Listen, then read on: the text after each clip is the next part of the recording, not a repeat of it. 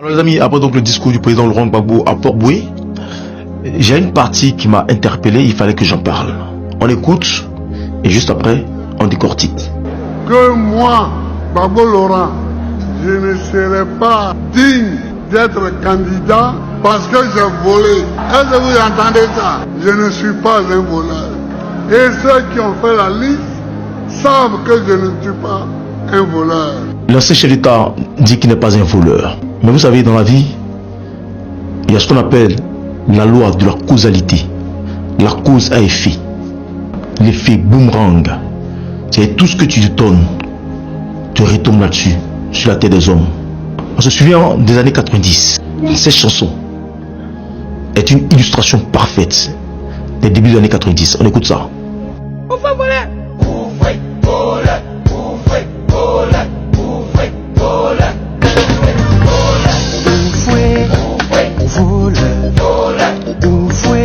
Qui n'a pas chanté ces chansons? Qui n'a pas entendu ces chansons? Pour ceux qui sont vivants, bien sûr, vous avez entendu toutes ces chansons. Et c'est une chanson de Fatal D.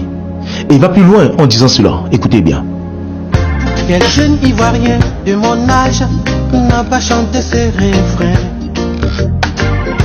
Quel jeune ivoirien de mon âge n'a pas mangé de ses pains? C'était au début des années 90 et c'était la chanson du renouveau. Le multipartisme était désormais officiel en Côte d'Ivoire.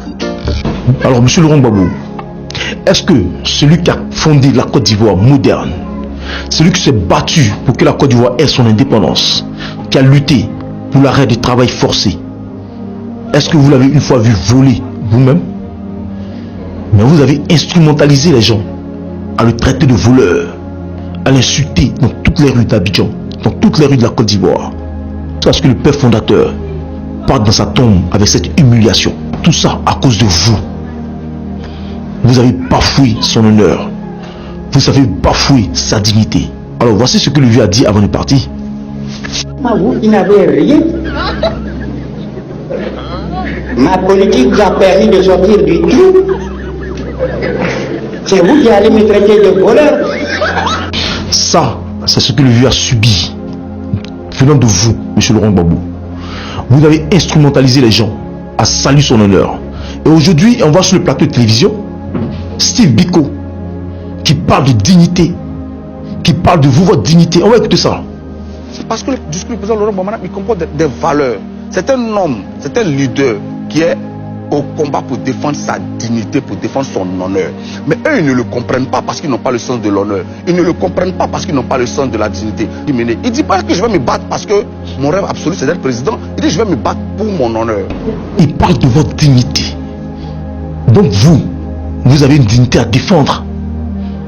Monsieur Laurent Gbagbo, vous avez une dignité à préserver. Mais pendant ce temps, vous avez instrumentalisé les Ivoiriens dans leur entièreté à bafouer la dignité du père fondateur Félix Houphouët-Boigny.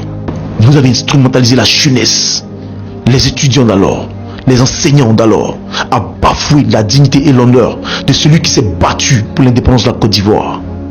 Et aujourd'hui, vous ne voulez pas accepter de subir ce karma-là. Mais vous devez en subir les conséquences de vos actes passés.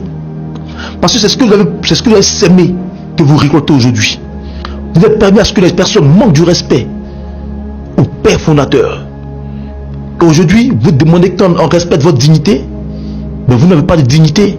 Parce que si vous avez une dignité, vous allez respecter Houphouët-Boigny. Qu'est-ce que je n'ai pas dit? Même sa maladie, vous avez exposé au monde entier. Et les gens prient pour se moquer du père fondateur. Tout ça, c'est vous.